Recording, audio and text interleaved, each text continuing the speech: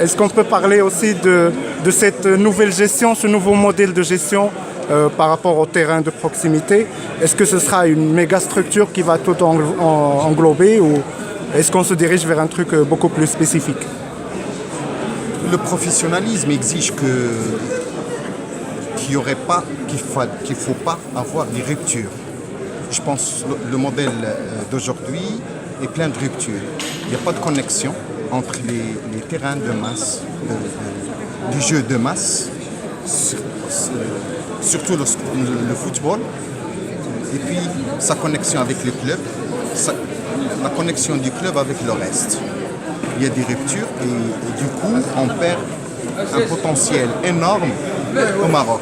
Aujourd'hui dans une région lointaine, je cite par exemple avec tous mes respects Zaghouras, il y a un potentiel, un jeune de 8 ans, de 9 ans qui peut être un talent, personne ne le sait.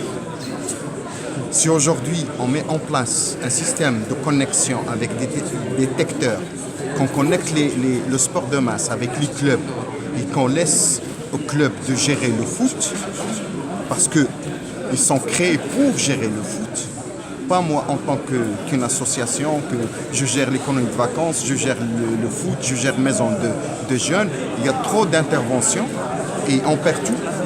Du coup, on perd tout.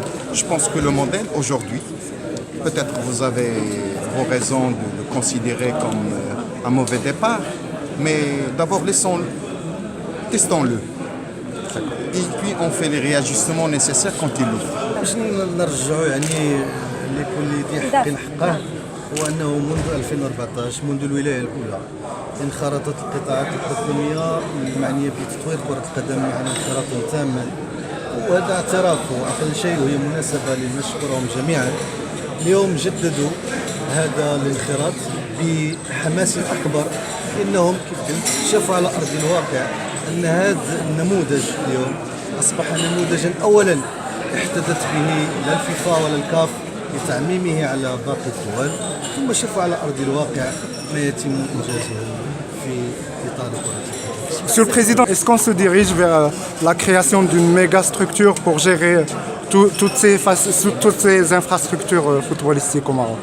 Parce que vous avez dit qu'il était déjà très difficile de mobiliser des centaines et des centaines de gens pour diriger les matchs, les arbitres, les commissaires, etc. Est-ce que la FRMF, par exemple, en partenariat avec les ministères, pourrait aujourd'hui prendre en charge et en main la direction de ces infrastructures? Moi, je pense que la gestion des infrastructures, c'est une mission